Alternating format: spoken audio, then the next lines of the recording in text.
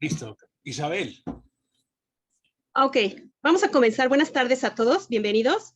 La Fundación Vasculitis Colombia les da la bienvenida al encuentro Un paciente de vasculitis bien informado es un paciente con mejor salud. Adelante, Germán. Buenas tardes. La Fundación Vasculitis Colombia quiere agradecerle a Gina, al doctor Carlos Vinicio Caballero y al doctor Daniel Fernández este espacio tan importante para nosotros, que nos permite seguir trabajando en la misión que tenemos de hacer visibles las vasculitis y de apoyar pacientes con vasculitis. Para nosotros es muy frustrante, doctor y Gina, que estamos en el mes de las enfermedades reumáticas y desde hace varios años entramos a los diferentes congresos de las sociedades científicas de los diferentes países y nunca se habla de vasculitis. Entonces es una oportunidad, gran oportunidad para nosotros, y realmente el paciente de vasculitis en Latinoamérica necesita mayor información, mayor importancia y mayor acompañamiento de parte de organismos como PANLAR y las sociedades científicas de cada país. Le agradecemos mucho, doctor, y le agradecemos mucho, Gina. Vale. Ok, Germán. El día de hoy contamos con grandes invitados. Entre ellos está el doctor, que para nosotros es un honor, el doctor Carlos Vinicio Caballero, médico internista, reumatólogo, expresidente de PANLAR y Azorreuma. Adelante, doctor, por favor, con su tema, ¿qué espera el reumatólogo del paciente de vasculitis? Gracias. Bueno, buenas tardes, ¿qué tal? ¿Cómo están todos? De verdad que es un verdadero gusto estar con ustedes, con la Fundación de Vasculitis, gracias Germán y gracias Isabel y todos los miembros de su asociación.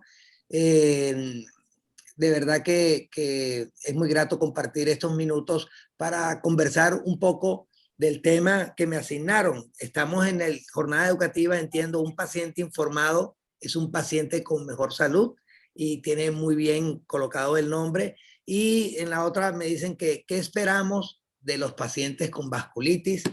Me decía Germán que no había, que es una sociedad pequeña, pero seguramente muy poderosa, y cada vez poderosa me refiero a que cada vez llamamos más la atención sobre estas enfermedades que siempre han sido tal vez de no tanta prevalencia, pero que afectan muy importantemente a las personas que las padecen, porque pueden tener compromisos en muchos órganos y pueden tener complicaciones muy importantes, de tal manera que hoy en día estamos disfrutando que cada vez hay más y mejores tratamientos para enfermedades que durante mucho tiempo fueron como una especie hasta de cenicienta, podríamos decir, dentro del mundo de las enfermedades reumáticas, y que han venido tomando más y más importancia en la medida que hemos logrado tener mejores formas de controlar la actividad de estas enfermedades.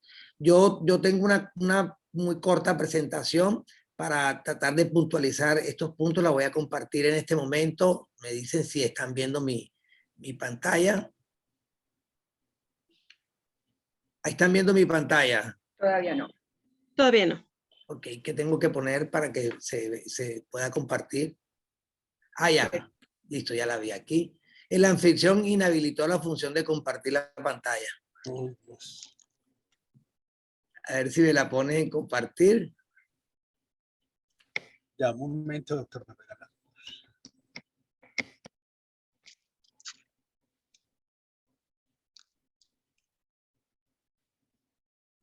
Me regala un momento, doctor, por favor. Sí, no te preocupes.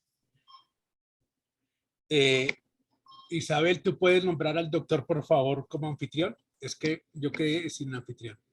O Xiomara. O Gina, Xiomara. no sé.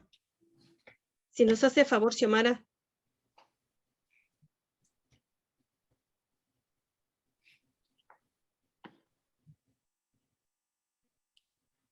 Yo quedé sin anfitrión.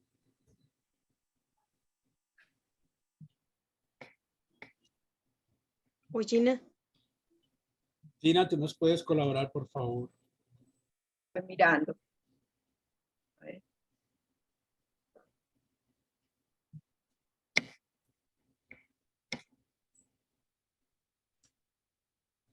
Ok. Ahora puedo, Gina. Sí. Sí. Ok. Okay. Ah, no, pero yo no tengo, no me da a mí.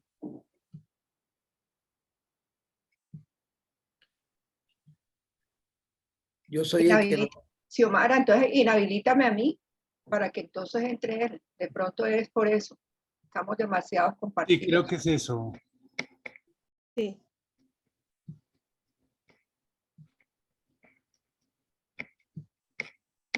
Isabel, que tú estás como anfitriona.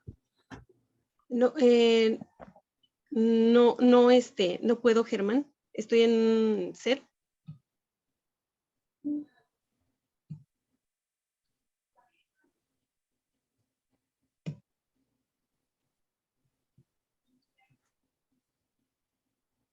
Ok, parece que salió, pero a mí no me da todavía. Pero bueno, en todo caso, pues Ok, yo lo voy a hacer a capela. vale, doctor. Muchas gracias. No hay problema, no hay problema, no se vaya a preocupar. Tampoco era que fueran muchos, pero sí vamos a hacer como una pequeña, digamos, introducción al tema. Les quería decir que la relación entre médicos y pacientes ha cambiado mucho durante, bueno, ya lleva una buena cantidad de años, pero traía una diapositiva de un libro con el cual nos enseñaron historia de la medicina durante mucho tiempo en muchos lugares de América Latina, que era de un español que se llama Pedro Laín Entralgo. Él, en ese libro, que fue un libro texto de historia durante muchísimos, pero muchísimos años, en la época en que los libros duraban muchísimo tiempo vigentes, se hablaba de la relación del médico y el enfermo. Y entonces decía un párrafo que decía, la pertenencia a una profesión supone el ejercicio de un cierto poder. El sacerdote es el representante de Dios, señor del macrocosmos, universo. El rey y el gobernante es el juez que rige en el mesocosmos, la nación y la sociedad. Y el médico tiene poder sobre el microcosmos, que es el cuerpo. Entonces, fíjense de esa época durante muchísimo tiempo que, digamos, era como el médico sacerdotal con unos poderes similares a esas otras autoridades que estaban, que en la relación médico-paciente, digamos, se manejaba de esa forma donde todas las cosas que decíamos eran catalogadas como casi como una ley y han ido cambiando y cambiando en razón de la evolución de esa misma relación de médicos y pacientes y hemos pasado de una medicina que antes se basaba en la caridad y esto es muy claro porque antes de mi época, cuando le tocó a mi papá, que también era médico, los hospitales incluso se llamaban hospitales de caridad. Así era la denominación. A una medicina basada en el derecho, que viene desde la Carta de los Derechos de los Pacientes que se hizo en 1973. 1973, estamos hablando de un periodo de unos tal vez 50 años para ir cambiando, digamos, ese modelo. Entonces se ha pasado de un modelo paternalista a un modelo que es más autonomista, donde se tiene en cuenta la opinión de los pacientes, donde ya la salud no es una caridad, sino que es un derecho al cual todos tenemos, y el médico ha ido haciendo cierta transición, si se quiere, a una especie de asesor técnico de los pacientes, donde puede comentar con ellos, discutir, decirles cuáles son las opciones y todo, pero debería y debe tener siempre en cuenta la opinión del paciente cuando está haciendo esta relación médico-paciente.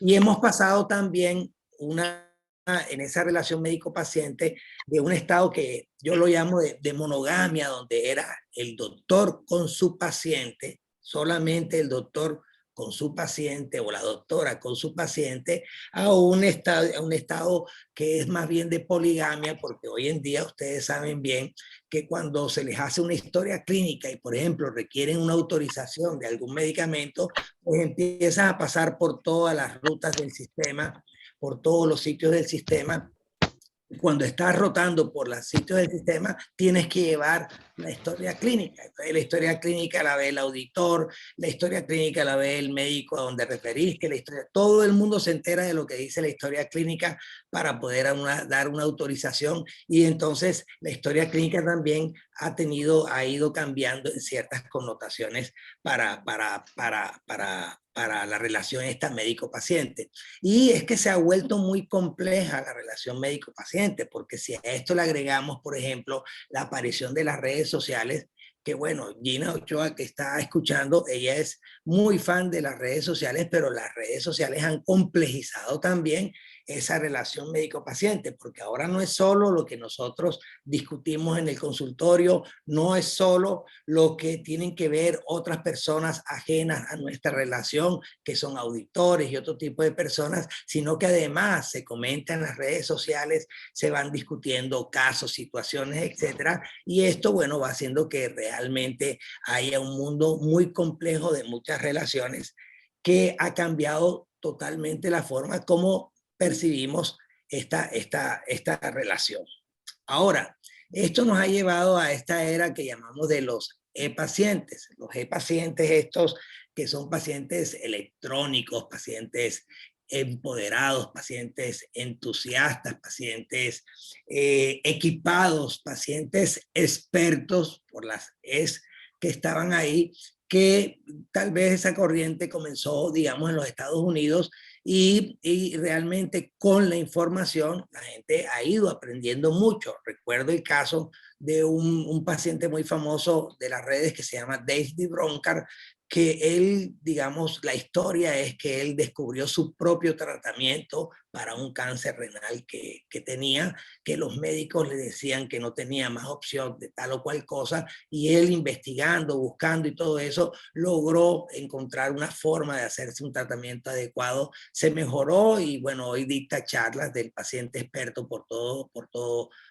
el mundo, y fue en 2018 invitado por la Clínica Mayo en los Estados Unidos a ser un profesor visitante.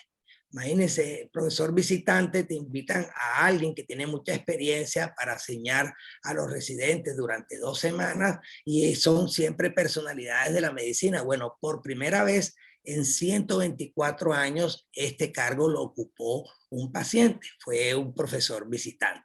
Entonces, ha progresado mucho el conocimiento, el enfoque que tenemos, y definitivamente hay que entender que la relación entre médicos y pacientes ha cambiado.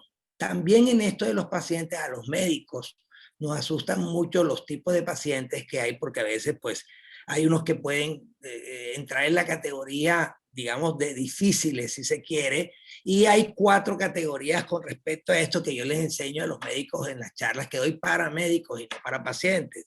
Son los que aceptan lo que tienen y no lo cuestionan un poco, esos que les gusta la medicina como era antes, si se quiere, el doctor me dijo esto es lo suficiente. Los informados que van y buscan un poco más, saben de su enfermedad, están adecuadamente conociendo qué tratamientos están recibiendo, pero bueno, hacen lo que tienen que hacer si se quiere. Los implicados, comprometidos, que un poco son todos los pacientes que vemos en los grupos de pacientes que decidieron llevar un paso más allá, donde además se informan de la enfermedad, se actualizan, hacen elementos de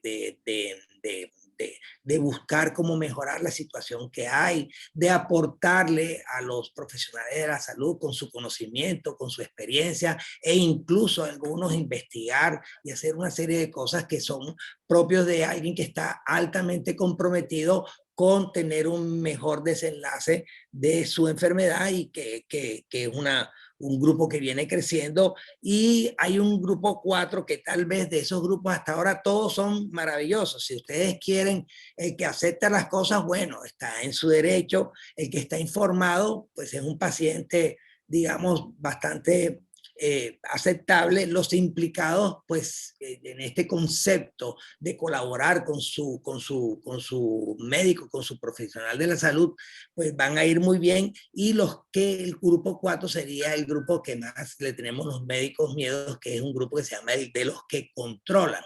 que es el paciente que requiere tener el control de la situación, pero entonces se puede poner, si quiere, un poquito hostigante con el profesional de la salud, cuestionándole las decisiones, cuestionándole las cosas que decide o que piensa, que hace. Un poco es el que llega, doctor, pero yo leí en internet tal cosa o yo puse, entonces se vuelve un pimponeo un poco la relación cuando estás hablando, porque no hay como una colaboración, sino que más bien se están poniendo puntos en contra y esa persona usualmente tiene necesidad de cierto control y hay que saberlo manejar. Pero lo que también le digo a mis colegas es que la mayoría de los casos son bastante bien manejables y las situaciones en que realmente hay dificultades con los pacientes deberían ser muy pocas si se tiene una relación transparente, adecuada y que esté, digamos, de acuerdo a lo que estamos viviendo hoy en día y cómo ha evolucionado la medicina. Entonces, esos 4 niveles se llaman los niveles de activación del paciente. Entonces, también un poco me dicen qué puede hacer un paciente, en qué nivel de activación están ustedes. Están en un nivel 1, que es el paciente que está predispuesto, si se quiere, a ser pasivo, que más o menos en los estudios en Estados Unidos calculan 10 a 15% de los pacientes son estos. Estás en un nivel 2, que es el paciente donde se construye conocimiento y confianza en la relación médico-paciente o paciente-médico, donde el paciente tal vez puede ser la sensación de que, bueno, doctor, ¿en qué puedo ayudar? Tal vez puedo hacer un poco más para poder ayudar con mi enfermedad. Todavía me faltan ciertas cosas, pero estoy tratando de hacer la tarea. Los pacientes, eso digamos serían alrededor de un 20 a 25%. Los pacientes del nivel 3, que son realmente los que más tenemos, son los pacientes que toman una acción, que conocen los hechos claves, que están, digamos, llenándose de herramientas para poder colaborar con sus profesionales tratantes, sobre todo en enfermedades de este tipo, que son enfermedades de larga duración, largo tiempo, con muchas, digamos, complicaciones y que requieren una serie de medicamentos especiales que requieren un compromiso total y absoluto, tanto de parte de los profesionales de salud como de parte de los médicos. Y un nivel 4 es aquel que mantiene, digamos, los niveles de conducta, que tiene nuevos hábitos, que tiene cambios importantes en su estilo de vida y que escoge un poco tener un estilo de vida donde muchas veces yo creo que la frase esta lo determina, es que la condición que tengo no define quién soy yo. La enfermedad o condición que tienes tú no te define quién eres tú, porque eres mucho más que esa enfermedad. Entonces, son personas que, digamos, luchan por sí mismos y son muy comprometidas. Entonces, esos niveles de activación se puede ir subiendo en la escala de con qué compromiso, en la medida que vamos conociendo más de las patologías, vamos teniendo más relación con nuestros profesionales de la salud y vamos encontrando un entorno donde podamos discutir libremente estas cosas. Entonces, de ahí viene la última parte que les voy a decir. Nosotros en la Liga Panamericana de Asociaciones de Reumatología creamos un grupo, el grupo se llama Juntos, y digamos la variante fundamental que tiene este grupo es que entendemos que hay asociaciones de pacientes que tienen que velar por digamos, las condiciones de sus propios asociados, pero que era necesario encontrar espacios donde se trabajara junto tanto los pacientes como los profesionales de la salud, porque hay muchos temas donde hay metas, donde hay acciones que son comunes. Somos ese binomio que estaba antes, que hablé al principio, es un binomio que todavía debe seguir existiendo en muchas formas, porque es la base, digamos, de la relación. alguien tiene una enfermedad y uno trata de ayudar a solucionar esa enfermedad. Y entonces los sistemas de hoy en día tienen una cantidad de problemas para esto, ustedes lo saben mejor que nadie. Por ejemplo, si usted tiene suerte y logra ir 15 minutos, 20 minutos, 4 veces al año con su doctor a una cita, sí, que le dan en su EPS, pues usted tiene 1 hora, a lo sumo 2 horas, de estar con su profesional de la salud durante un año. El resto, los 364 días y 22 horas restantes, está por su cuenta. Y está por su cuenta a merced de las redes, a merced de Google, a merced de muchos sitios de desinformación, noticias falsas y todo lo que ustedes han visto de la posverdad y cómo se cambian las cosas, cómo se dicen y todo esto, y realmente se requiere tener cierta educación para no perderse en el mar de información. Si antes el problema era que no había información, ahora el problema es que tenemos sobreinformación. Entonces ya los pacientes son casi que sus propios doctores. Y entonces, y nosotros necesitamos tomar decisiones compartidas. Necesitamos explicar las opciones que tiene un paciente de tratamiento. Necesitamos buscar cuál es la mejor opción. Necesitamos que el paciente sea un paciente activo en su recuperación, que un paciente que se prepare adecuadamente para una consulta y un paciente que ayude a tomar la decisión que es mejor en su caso particular, porque cada uno de estos es individual. Entonces, eso es lo que llamamos la decisión compartida. Entonces, teniendo en cuenta eso, nosotros hicimos el grupo con esta filosofía. Uno, que los pacientes debían estar incluidos en todas las actividades de la organización. PANLAR es una organización que tiene 80 años, cumple el próximo año, una organización científica de médicos que agrupa a los reumatólogos de 21 países del continente americano, que van desde Canadá hasta Argentina y que está dividido en 4 regiones geográficas. A nosotros, los colombianos, estamos en la región bolivariana, pero hay norte, hay Centroamérica y hay cono sur. 2, que la relación médico-paciente se ha vuelto muy compleja y que se requiere información de fuentes fiables. Que las organizaciones de pacientes, como el caso suyo, son los socios ideales para interactuar y poder compartir información valiosa con los pacientes. ¿Por qué las organizaciones de pacientes? Porque los pacientes, digamos, para este tipo de cosas que atañen al sistema, que atañen a la relación, que atañen a cómo podemos juntos lograr objetivos comunes, hemos notado y empezamos a notar que en las organizaciones de pacientes había gente que ya había tenido niveles importantes de activación, de compromiso, de implicación, y que eran personas que sabían mucho y que cubrían toda esa definición que hablamos del paciente experto, empoderado, que podían ayudarnos a lograr las metas que quisiéramos. Y entonces, la tercera punto es que debíamos encontrar espacios conjuntos donde trabajar,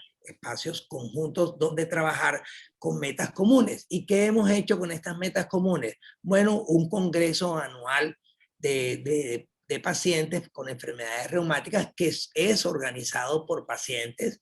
Ya llevamos 5 versiones. La 6ª versión va a ser el año que viene en Sao Paulo. Ha tenido muy buen éxito. Ayudamos a que se formara la Asociación Panamericana de Enfermedades Reumáticas, que se formó en el primer Congreso Panamericano de pacientes que hicimos en Argentina. Esa asociación, al principio no sabíamos ni dónde estaban los pacientes. Hoy en día sabemos que hay 44 organizaciones de pacientes y está creciendo permanentemente.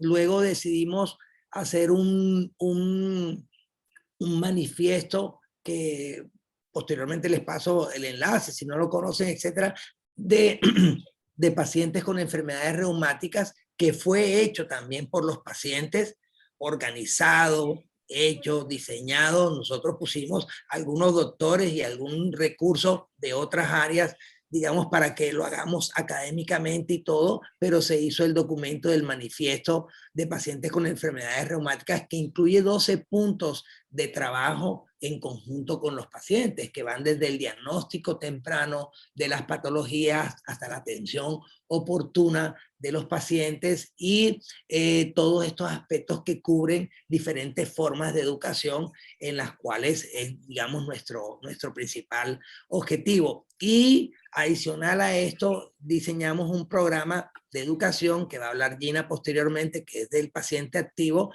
que es en línea, y un programa de empoderamiento de los pacientes, que es un programa de autocuidado.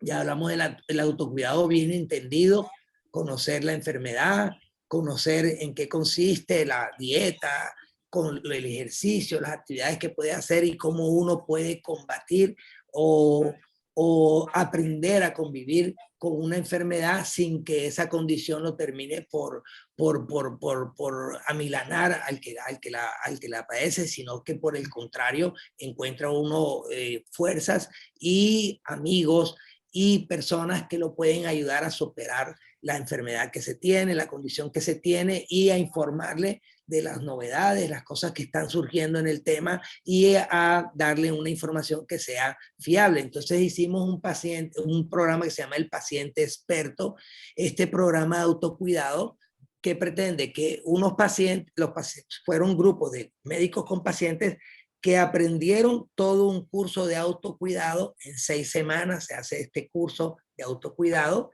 y en el curso de autocuidado los pacientes quedan capacitados para enseñarle a otros pacientes en todos los temas que tienen que ver con gestión, autogestión de la enfermedad. Entonces, ese curso hicimos un plan piloto, todo esto lo hemos validado científicamente, ese es otro valor importante que tiene el grupo, que todas las iniciativas que hace son validadas científicamente, que cuando las estamos presentando son producto de utilizar la metodología científica y entonces ahora hicimos los grupos pilotos para probar la idea de que se podía hacer el curso de autocuidado en América Latina, porque antes había de estos cursos en Europa y en los Estados Unidos y no en América Latina. Y entonces el plan piloto se hizo en Argentina, se hizo en Colombia, se hizo en Panamá y han completado el curso más de 100 pacientes, más de 100 tantos pacientes y hemos tenido unos testimonios maravillosos, se está recopilando los datos y esperamos tenerlos muy, muy pronto. Entonces, como ustedes ven,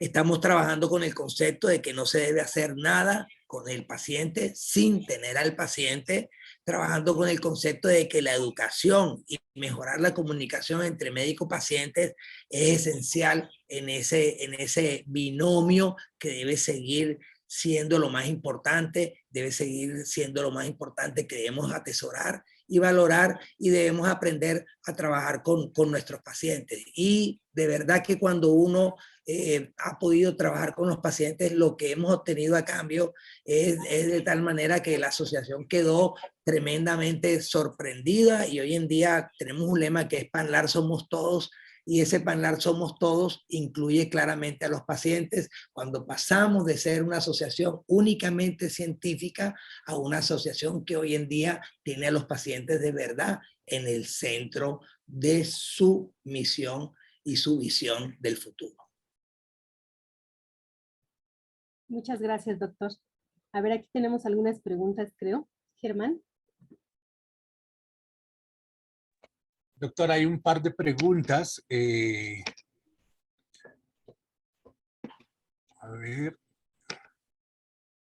¿Hay planes que el curso de autocuidado sea en línea o esté disponible para otros países? Creo que Gina nos va a hablar más de eso. ¿O? El curso de autocuidado, bueno, el curso de autocuidado lo vamos a completar ahora que hicimos el piloto y que, digamos, termina de estar ajustado. La idea es tenerlo en todos los países de América Latina. Entonces, son 17 países adicionales, todos los del área PANLAR, y la idea sería completar en los siguientes 2 años cursos de formación en cada uno de esos países. Como les digo, ahora pasamos la parte del piloto y ya aprobado el piloto y ajustado, digamos, el protocolo que llevamos, pues se va a extender a todas las asociaciones. A veces me preguntan que cómo se puede ingresar a estos cursos. Bueno, es muy sencillo. Todos los pacientes que están agrupados en organizaciones de pacientes que pertenecen a ASOPAN, la Asociación Panamericana de Pacientes con Enfermedades Reumáticas, también hacen parte de PANLAR. Trabajamos directamente con ellos, también hacen parte de PANLAR, y cuando se hacen las selecciones y todo, bueno, se tiene en cuenta las patologías, etcétera, pero que haya una diversidad e inclusión de todos los tipos de patologías que pueden tener. Ahora, estos cursos de autocuidado son generales, no son específicamente para alguien con vasculitis o artritis o todo, porque tienen que ver con cosas de autocuidado generales, ejercicio, dieta, alimentación, salud mental, ese tipo de cosas que son muy comunes a estas patologías, ¿no? Doctor, una pregunta más le haría yo. En PANLAR sabemos que recientemente salieron las guías de arteritis de Takayasu, de arteritis de células gigantes. ¿Qué más está haciendo en PANLAR por la vasculitis? Si nos podría, por favor. Bueno, efectivamente estamos muy contentos que salió las guías de arteritis de células gigantes y la de Takayasu. Takayasu es una enfermedad que relativamente es frecuente en Latinoamérica y no tenía ninguna guía de este tipo. Arteritis de células gigantes, polimialgia, son menos frecuentes, varía según las regiones, pero tan importante ha sido que estas guías salieron antes que la de artritis reumatoide, por ejemplo, que es la enfermedad de todo el día. La de artritis reumatoide apenas estamos en el periodo de discusión. Entonces, eso creo que ha sido una maravilla. También va a salir la de artritis psoriásica, que seguramente Daniel Fernández les va a hablar un poquito de eso, y una de espondiloartritis. Entonces, estamos cubriendo las condiciones más frecuentes, pero creo que es ustedes están viviendo en este momento un momento de oro de la vasculitis a nivel mundial, porque hay medicamentos, medicinas para tratar la vasculitis y porque los resultados que se están teniendo son muy buenos, y entonces las opciones terapéuticas han crecido enormemente. Y vuelvo y les digo, tan importante es que antes que la de artritis reumatoide se hizo una guía de vasculitis. Ahora, no nos debemos, y esto es un mensaje que les dejo a ustedes, es ustedes bien en la fundación saben qué otras necesidades tienen y qué otro tipo de cosas podríamos hacer. Y, por ejemplo, por eso le decimos, y tal vez Gina va a hablar de eso, a través del manifiesto hay una línea de acciones que podemos tomar conjuntos. Entonces ahí nosotros, ¿qué queremos? Que nos ayuden a construir, porque ya tenemos como la ruta mayor, la guía grande, pero ese es un programa de vida. Entonces, desarrollar ese programa bien hecho se tarda muchísimo tiempo y tenemos que priorizar. Entonces, aquí viene la pregunta, ¿qué es lo más importante en que debemos trabajar? Por ejemplo, en muchos lugares nos dicen que el acceso al médico, que el acceso al profesional, que lograr cobertura adecuada de medicinas y todo es muy difícil, porque puede que tengan los medicamentos disponibles, pero no te dan fácil la medicina, te ponen a tramitar o a transitar dentro del sistema y te vas perdiendo a medida que ocurre esto. Entonces ahí tenemos que elegir unos modos de acción en conjunto para poder desarrollar el programa que tenemos. Algo muy rápido, doctor, antes de terminar. Le hablábamos al doctor Daniel en una reunión que tuvimos esta semana, que para el paciente vasculitis en realidad se ve la odisea diagnóstica del paciente enfermedad huérfana. Entonces le decíamos que sería muy importante que ustedes como reumatólogos crearan, él decía que un ABC para el médico de primera línea, que es el que nos tiene desafortunadamente por sus limitaciones de conocimiento rebotando en el sistema durante muchas veces años, hasta que perdemos capacidades ya físicas, como en mi caso, que yo ya soy paciente con Church-Strauss y mis pulmones ya se deterioraron hasta el punto de que ya tengo un daño irreversible. Entonces nos parece que sería muy importante eso, doctor Caballero, y le agradecemos muchísimo, doctor. Y Claro, no, nuevamente les doy las gracias y les digo bueno, soy todo oídos. Gina, los que me conocen saben que conmigo me dicen una cosa y al otro día ya está hecha. Entonces, Muchas ese es gracias, como doctor. me gusta a mí actuar, diciendo y haciendo.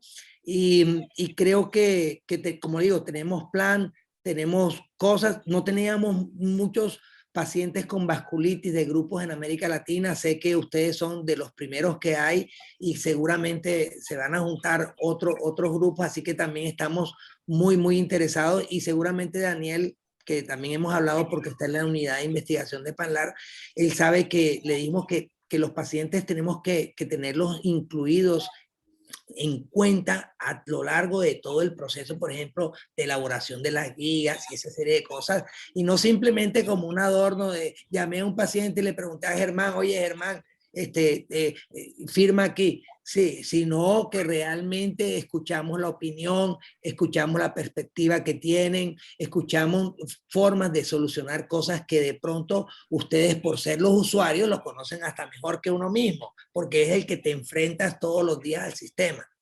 Entonces creo que ahí el paso va a ser, con Gina le hemos dicho a ellos es, de todo este mundo de cosas que tenemos que hacer, escoger ejemplos, cosas sencillas, pero donde podamos hacer un desarrollo, una solución, que eso se extienda a otras cosas y que sirva también para mostrar que sí se puede, como en el caso del paciente experto o del programa activo o en el caso del Congreso Panamericano, son hechos concretos que podemos decir, así nos hemos venido desarrollando y siempre tratamos que en los congresos, por ejemplo, haya un documento científico que lo acompañe. Les digo cuál va a ser el de este año que vamos a hacer en Sao Paulo, que están todos invitados. Vamos a hacer un consenso de decisiones compartidas.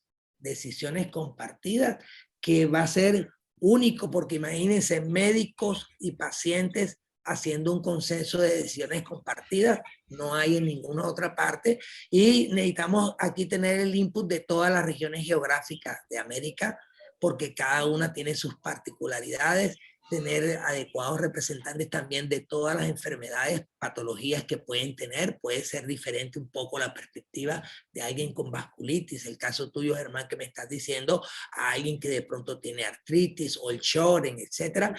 Y bueno, todo eso lo vamos a ir metiendo en este documento. Desde ya están súper invitados, por favor. Muchas gracias, doctor. Y le estaremos informando de todas las cosas. Doctor, le agradecemos mucho. Sabemos que está en consulta, que sacó tiempo para nosotros. Por cuestiones de horario, esta charla va a quedar grabada en las redes y seguro la va a llegar a muchísima gente. Dios le bendiga, doctor, y muchas gracias. Muchas gracias a ustedes. Muy amable. Que tengan una feliz tarde. Hasta luego. Muy bien. Gracias, Doc. Muy bien, continuamos entonces con nuestro programa con Gina Ochoa, presidente del ICAR y paciente experto de PANLAR, con el tema Educación al paciente y Escuela de Pacientes de PANLAR. Adelante, Gina, por favor. Muy buenas tardes, gracias por la invitación. Es un placer compartir con maravillosas personas como ustedes y estoy para servirles desde ya. Por favor, me avisan cuando empiece a compartir. Sí, ya puedes, Gina. Adelante, Gina.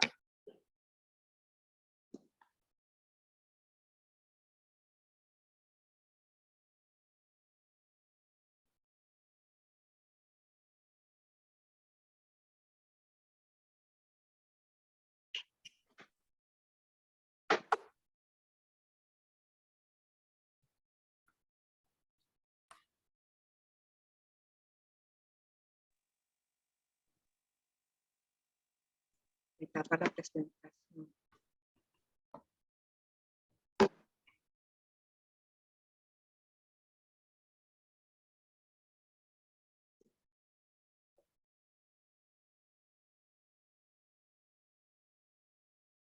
¿Listo?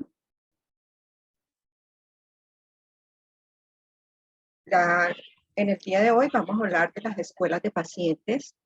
¿Y por qué las escuelas de pacientes? Porque definitivamente es la forma de nosotros mejorar nuestra calidad de vida mediante este proceso de aprendizaje que todos debemos tener.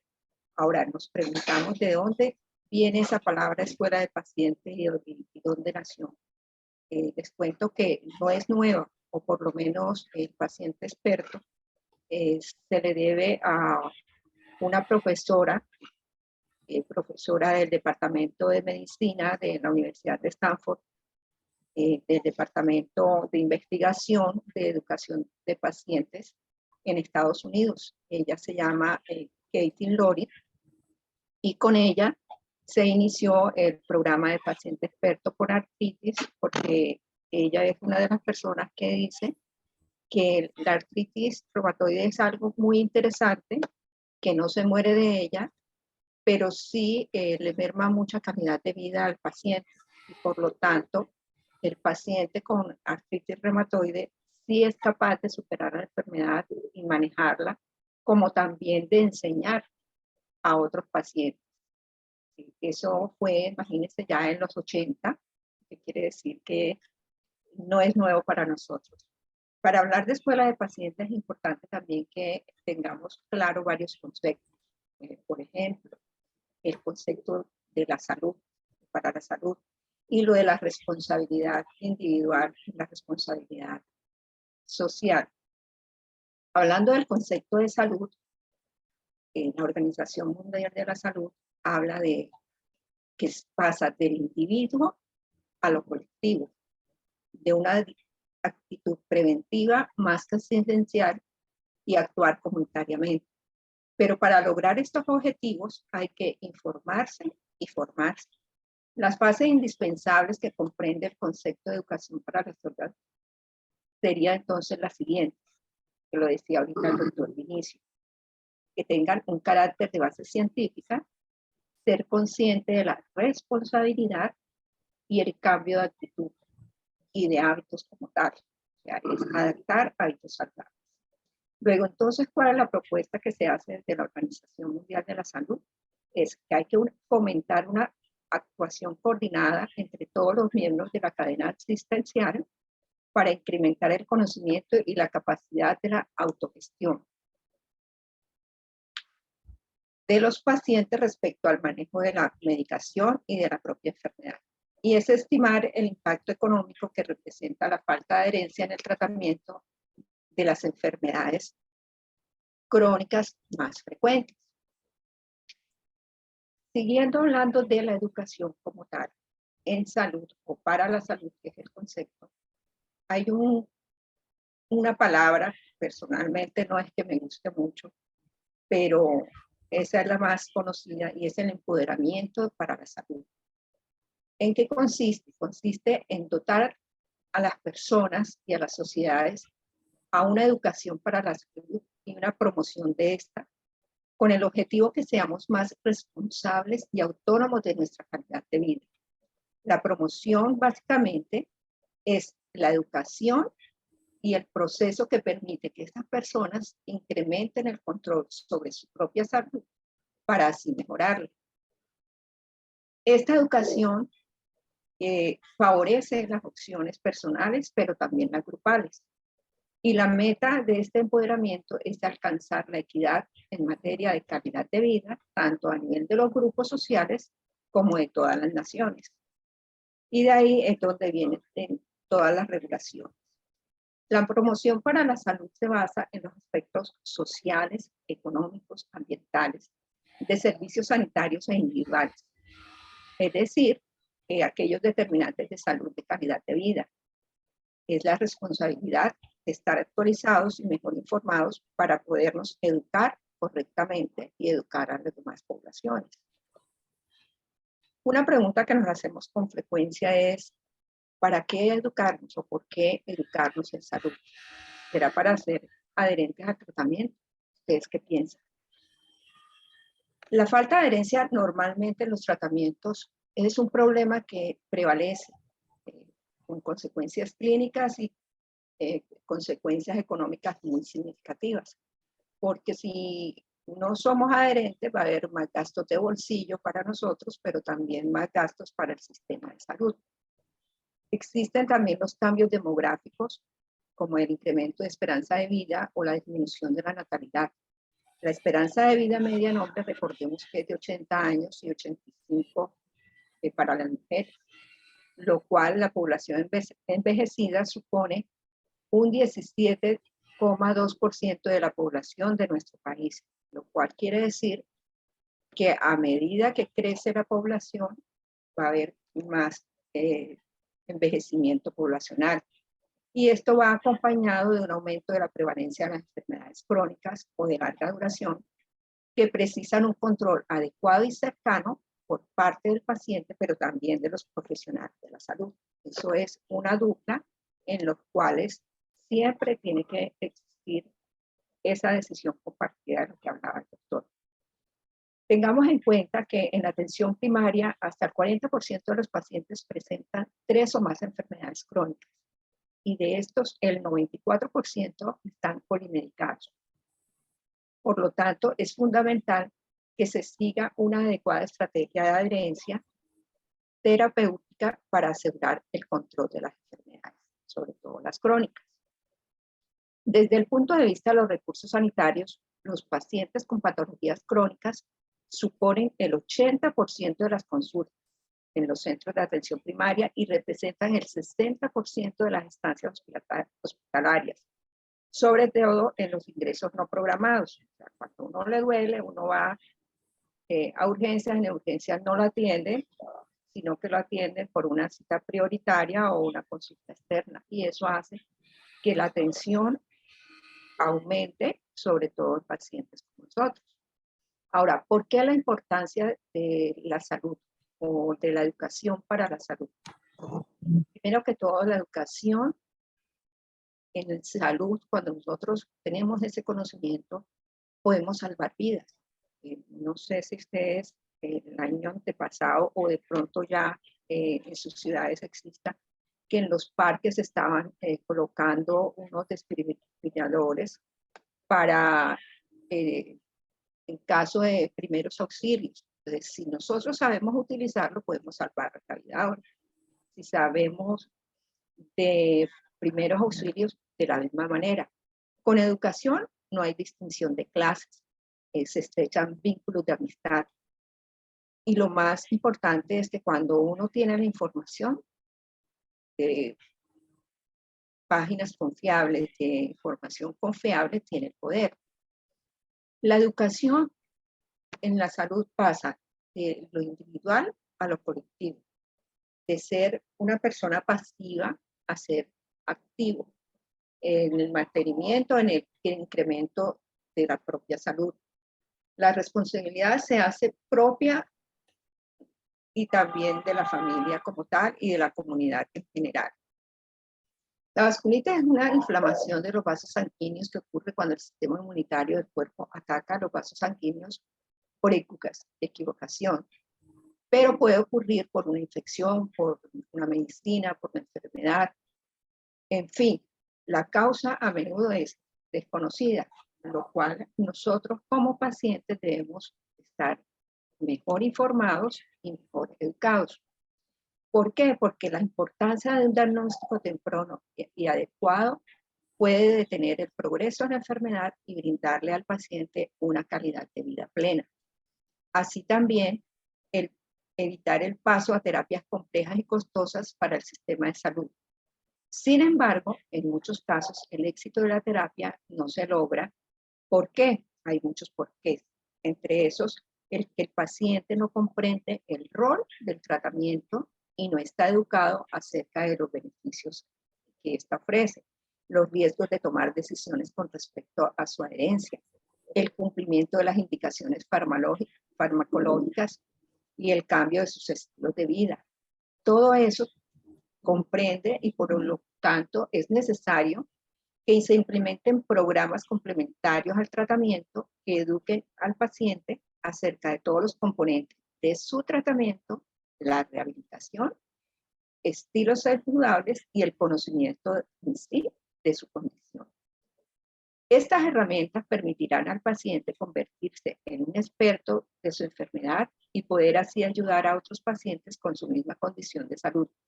Este logro permitirá mejorar la relación entre la institución de la salud y los pacientes, lo cual genera unas verdaderas decisiones compartidas entre médico y paciente. Ahora ustedes se preguntan, ¿qué es una escuela de pacientes? ¿Acaso en mi país existen escuelas de pacientes? ¿En mis regiones existen escuelas de pacientes? Pues de pronto sí, pero no lo sabemos, no lo hemos buscado o no le hemos preguntado al doctor. Las escuelas de pacientes, ¿qué son? Son instituciones diseñadas para la enseñanza básica de hábitos saludables, deberes y derechos, acceso al sistema de salud, manejo de emociones y aprender a eliminar las barreras de acceso, que era lo que ahorita les comentaba el doctor, que es lo que se venía haciendo en los cursos que ya hemos empezado a hacer. ¿Por qué es importante? Es importante la educación para pacientes por la formación que es fundamental en nosotros y en la familia. ¿Para qué? Para obtener conocimientos adecuados de nuestra enfermedad o de la de nuestro compañero o nuestra familiar. ¿Qué obtengo cuando estudio? Obtengo herramientas para el autocuidado, autogestión de esa patología que padezco. Pero lo primero que les recomendamos es conocernos a nosotros mismos y cambiar a través de la enfermedad. Porque si no nos conocemos a nosotros mismos, muy difícilmente vamos a poder empezar a adoptar unos nuevos hábitos, sobre todo si ya tenemos unos estilos de vida poco saludables. ¿En qué podemos cambiar o aprender? En hábitos saludables, deberes y derechos, regulación del gobierno, diagnósticos, todo lo que tenga que ver con el entorno de nuestra enfermedad. ¿Para qué? Para permitirnos obtener conocimientos y herramientas adecuadas que nos ayuden a participar activamente en esa toma de decisión cuando estamos en la consulta con el médico y también adherirnos adecuadamente a ese tratamiento y poder tener una mejor calidad de vida. ¿Para qué existen todas estas reuniones de pacientes, estas escuelas de pacientes, todas esas campañas que se hacen? Y de pronto era lo que nos decía ahorita Gabriel, para visibilizar en la población y generar conciencia de los pacientes que sufrimos algunas enfermedades y que son poco conocidas. Y si nosotros mismos no hacemos visibles estas patologías, muy difícilmente otras personas que no la conocen, pues lo van a hacer.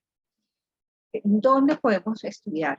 Podemos estudiar en las universidades, en las jornadas educativas, por las páginas confiables. Ahora que se puso pues al día todo lo que son las redes sociales. ¿Cuándo? Esa es la ventaja. Nosotros buscamos el tiempo y nosotros decidimos cuándo hacerlo. ¿Desde cuándo se viene educando, por lo menos en Colombia, y a nivel de pacientes reumáticos? En Colombia, ya Fundare, la Fundación de Apoyo al Reumático, ya cumplió 22 años, pero en la gráfica que ustedes están observando acá, y la invitación es que miren dónde me encuentro yo acá, esta fotito pequeñita, que cuando a uno lo diagnostican, sea hace 30 años cuando me diagnosticaron a mí o ahora, es el mismo temor, es la misma incertidumbre, es el mismo desconocimiento. Pero si yo ese temor y esa incertidumbre lo comparto con mi familia, con mis personas que están al lado mío, la dificultad va a ser más fácil. Luego también, si me asocio a una fundación de pacientes o a los que estamos en Colombia, o que en el sistema de salud tienen esas asociaciones de usuarios, llegamos a las asociaciones y también nos educamos, ese entorno lo vamos viendo cada día más pequeño y se hace la enfermedad un poco más llevable. Es así como, digamos en la foto, para mí ha sido muy importante la familia, pero luego nace la fundación y empiezo a aprender de mis pares, empiezo a conocer y a saber cómo mejorar mi calidad de vida. Eso hacen las asociaciones. Cuando ya vamos creciendo y nos vamos uniendo a nivel país, la Fundación LICAR se une a Fundare, la Fundación de Apoyo al Reumático en Colombia, la cual ya son 13 ciudades que la conforman. Y más aún, lo que les decía ahorita el doctor Carlos Vinicio, ya pertenecemos a un grupo panamericano de la Red de Asociaciones de Pacientes Reumáticos, ASOPAN. Esto nos sirve para fortalecer como pacientes, pero también para esas regulaciones y esas guías y ese trabajo en conjunto que sale, en nuestro caso, del grupo de puntos de PANLAR, que son pacientes con otros profesionales, en especial los médicos reumatólogos que pertenecen a la Liga Panamericana de Asociaciones de Reumatología. Aquí observamos las asociaciones locales como el LICAR, Fundare, pero también observamos cómo podemos compartir con los hospitales, o sea, todo a nivel sanitario, o sea, es llegar, tocar la puerta y mirar qué programas existen a nivel de las clínicas, los hospitales, las universidades. ¿Dónde podemos aprender? Eso es lo que tenemos que buscar. Aquí les traigo, digamos, una muestra de cómo están las redes ahora. El Facebook, el 88% de las personas nos conectamos a Facebook. ¿Y cuánto diariamente? El 80%. Por WhatsApp, el 87%. Al día, 93%. En Instagram, el 34%. Al día, el 73%, lo cual, como van viendo la tendencia, cada día va subiendo y cada día estamos más conectados. En esta otra gráfica la tenemos por generación. O sea, ya todos nos conectamos, desde los pacientes, desde 57 a 64 años, que nos llaman los baby boomers. Es una gran oportunidad, tanto para la educación como para la conexión con nuestro médico, cuando no podemos estar presentes en la consulta. Ustedes se preguntarán, pero ¿cómo han hecho las asociaciones de pacientes para educar y saber cuál es la necesidad? Nosotros hemos venido haciendo, a partir de cada evento o cada jornada educativa, encuestas de satisfacción en las cuales preguntamos qué temas les gustaría que les presentaran en las jornadas educativas. Y como ven ustedes acá, el 39% siempre pide deberes y derechos en salud, porque cada día la persona se va capacitando y va aprendiendo que el derecho a la salud no es solo el derecho como tal a tener una vida, sino también al disfrute de esa vida. Y eso se logró en el 2015. Las regulaciones del gobierno sí les interesa, pero no tanto como sí les interesa el saber de su diagnóstico. El 21% quiere conocer sobre su enfermedad y el otro 20% quiere saber de hábitos saludables para mejorar su calidad de vida. De ahí salen nuestros cronogramas y actividades durante el año de las asociaciones de pacientes. ¿En qué educamos? En autocuidado, autogestión, autocontrol y autoevaluación. Sin embargo, aquí les presentamos que no solo el autocuidado es la parte física, que tiene que ver mucho con la parte emocional, la espiritual y la mental. Y todo esto tenemos que aprender, tenemos que empezar a adoptar nuevos hábitos. Se aprende a través de la actividad física, el cambio de la actitud, los ejercicios saludables y muchos programas que tienen todas esas asociaciones de pacientes y también con su médico tratante cuando el médico lo deriva a las ayudas terapéuticas, ¿no? Cuando uno visita al fisiatra, pues también aprende bastante de qué actividades hacer en casa. Los 5 puntos claves por el cual debo de cuidarme cuando soy paciente, en nuestro caso, pues yo me remito solo a 5, pero sé que hay muchos más. Y entre eso, pues les quiero contar que uno es que adquirimos el papel activo de la gestión de la enfermedad. Ya dejamos esa pasividad. Dos, soy más autónomo, más independiente y incremento mi capacidad de autocuidado. Conozco y entiendo mi enfermedad, así como el tratamiento prescrito y la importancia de por qué lo debo cumplir.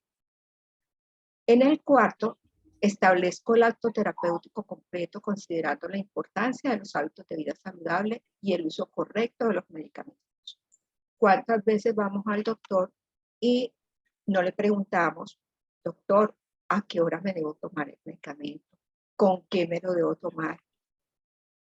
¿Lo puedo tomar con leche y con jugo? ¿Lo puedo tomar con otro medicamento? Entonces, todas esas preguntas, cuando uno ya ha estudiado un poquito de lo que tiene y cómo puede mejorar, ya ese tipo de preguntas se las va haciendo con más confianza a su médico tratante. Y la quinta es, tengo un mayor protagonismo en la toma de decisión gracias a la comunicación que mantengo con el profesional de la salud. Y todo eso se debe a esa educación que voy teniendo.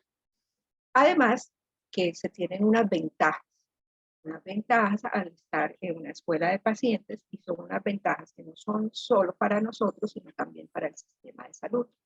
Y cuando nosotros estos saberes los compartimos con nuestros médicos y con nuestras entidades prestadoras de salud, ellos van a estar a querer también educarnos. Cuando le decimos a ellos que si nosotros estamos mejor educados, van a bajar las admisiones a los centros hospitalarios en un 16% y van a bajar las visitas médicas de la atención primaria en un 9%. Y el impacto que va a tener el sistema va a ser el aumento en el número de personas que utilizan la información para la salud. Esto va a ser un 6%. El 10% de las personas ya va a tener un mejor cumplimiento terapéutico. Y las farmacias van a ser más visitadas en un 15% porque ya el paciente va a decir, no, yo lo que tengo es esto, mejor, en vez de ir a hacer una cola, una cita, mejor paso a la droguería y me compro el medicamento que ya sé que me sirve para esto. Y lo más importante es que el 33% de confianza que me gano cuando ya estoy preparada para compartir o para ir a la consulta a hablar con mi médico. Ya puedo hablar temas de mayor interés con él y ambos nos vamos a poder tener más confianza. Y así tendrá el impacto para el paciente mayor relevancia. Mejora el manejo de los síntomas y la disminución de las visitas concertadas a la atención primaria, como les decía ahorita. La disminución de la atención primaria a urgencias y a internación. O sea, ya son 3 consultas menos. Mejora la comunicación con los doctores que los atienden, todos los profesionales de la salud, porque normalmente nosotros tenemos varios síntomas, varias patologías o comorbilidades. Y esto hace que mejore la calidad de vida. Vamos incorporándonos cada día más a una vida saludable, a un mejor disfrute de la calidad de vida y de la calidad de familia. Luego, entonces, vamos a tener mejor adherencia terapéutica a nuestros tratamientos. Ahora la pregunta es, ¿ustedes saben que existen varios tipos de pacientes? Pues yo hasta hace poquito no sabía.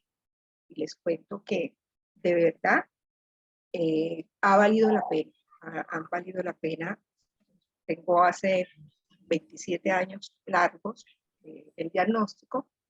Con la fundación ya llevamos 16 años y todos los días aprendemos. Todos los días aprendemos no solo de nuestros tutores, de nuestros maestros, sino también de los pacientes. Cada día se aprende, cada día uno se automedica, pero cuando hablo de automedica es que si a esa persona le está yendo bien con esa actividad física, con esa actitud positiva, ¿por qué a mí no? Y es cuando yo empiezo a cambiar y hacer de mí una mejor persona con mi calidad de vida. Por eso los pacientes, se puede decir que hay diferentes tipos de pacientes. Y hoy por hoy, el que más común es el paciente informado.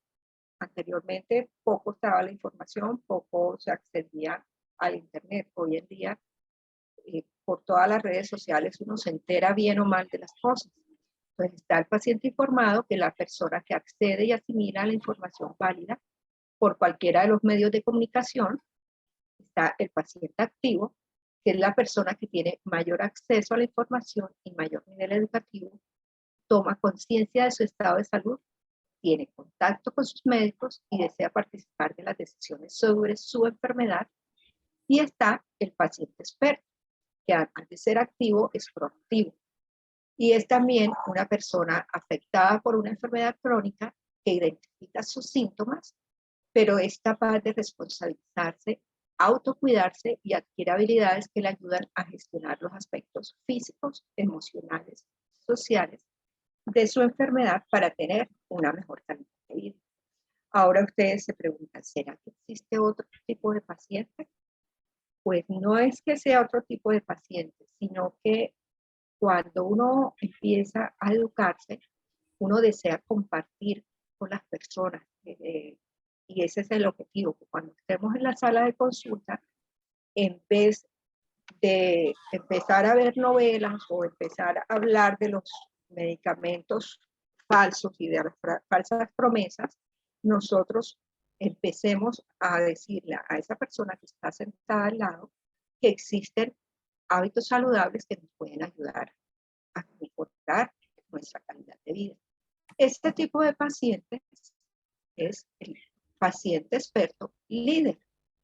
¿Por qué? Porque además de estar en la sala contándole a los pacientes, está así, como hoy estoy yo contándole a otro grupo de pacientes que realmente vale la pena empoderarse y que vale la pena ser feliz, porque para eso nacimos.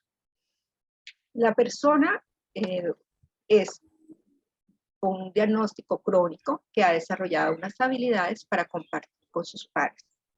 La formación que ha adquirido por medio de la educación, que me imagino que todos los que están conectados, eso ya lo hacen.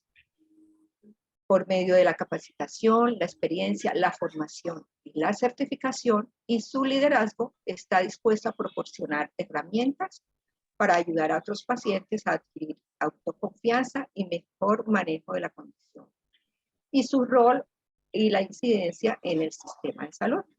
Y empieza a participar de diferentes espacios de trabajo.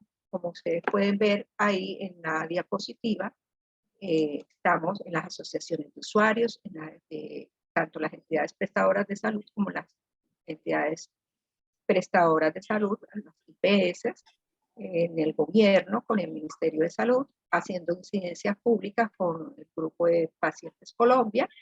Estamos en Fundare, pero también estamos en ASOPAN, y todo eso hace que nosotros como pacientes crezcamos, pero también crezca cada asociación.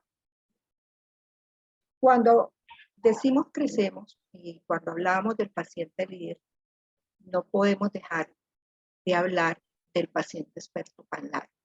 El paciente experto PANLAR ya ha sido certificado y ya ha certificado en 3 países, como le decía el doctor Carlos Vinicio Caballero ahorita, en 3 países, Colombia, Argentina y Panamá. Esto fue una certificación que tuvimos se puede decir, de unos méritos, porque fueron unas evaluaciones en las cuales por méritos ganaron estos 3 países cuando nos postulamos a estudiar como pacientes expertos. Luego de ahí nace el paciente experto piloto, la cual ya tuvimos la primera experiencia en los 3 países que les mencionamos, y estos son la primera promoción de graduados en nuestro país. La dupla, como lo ven ustedes acá, y es uno de los valores agregados que tiene la escuela de pacientes para pacientes expertos es que los nuevos alumnos van a ser educados por un reumatólogo, un médico reumatólogo formado como paciente experto y una paciente formada como experta también para hacer esos cursos. Así se ve cuando ingresa uno a estudiar, miren la brecha, uno, por muy estudiado que sea uno no es experto en una enfermedad. Cuando a uno le dicen un diagnóstico, sea 30 años atrás cuando nos diagnosticaron a más de uno de los que estamos conectados, o ahora nos volvemos como Shakiras, sordos, ciegos y mudos, no sabemos nada. Y a medida que vamos obteniendo conocimiento, pues vamos mejorando. Y mira que aquí están los comparativos de cuando se inician a cuando se van obteniendo. Y el morado, mire cómo aumenta. El morado es la capacitación como tal, de donde viene, porque son personas profesionales y cuando uno es profesional tiene cierto conocimiento de ciertas cosas, pero vaya y téngalo con respecto a la enfermedad, no es lo mismo. Las ventajas que se obtienen al ser un paciente experto en una escuela de pacientes. Ahora, en las páginas o en la página de PANLAR, de la Liga Panamericana de Asociaciones de Reumatología, está el curso de paciente activo online, en el cual el objetivo es empoderar a los pacientes a través del conocimiento en habilidades y testimonios de personas que conviven con enfermedades reumáticas, junto a líderes de las organizaciones de pacientes y expertos profesionales, como les contaba ahorita, con los expertos formadores, y que está disponible para todas las personas con enfermedades reumáticas. ¿Dónde y cómo debemos estudiar? Vean, hoy en día, esto como ven aquí, somos las 55 asociaciones o lideresas de pacientes de ASOPAN. ¿Cuándo hubiésemos querido que esto iba a pasar? Bueno, ya inclusive cuando hacemos los congresos hemos estado conectados 18.000 personas. Es la ventaja que tiene esa persona que está allá en el pueblito, pero que tiene un celular para conectarse. Y también seguimos con la educación presencial, como les contaba ahorita del paciente experto, o de las entidades prestadoras de salud. Esto es un conversatorio con el Hospital de la Universidad del Norte. Acá ven a nuestro doctor mentor, el doctor Carlos Vinicio Caballero, quien es nuestro líder en educación a nivel panamericano y a que le debemos esta fortuna de estar hoy un poco más informados. Luego, entonces nos podemos educar ya a nivel virtual, presencial o de manera híbrida.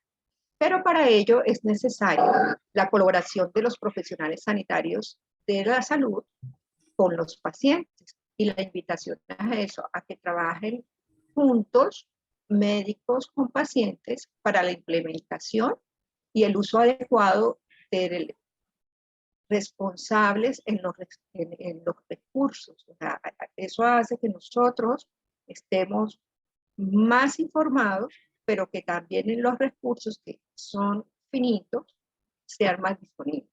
En un escenario donde la adherencia siempre va a tener mayor relevancia con el empoderamiento del paciente, entendiéndose como que está implicado, que es responsable y que está bien informado, y que representa el eje fundamental y central para la transición de un nuevo modelo de atención.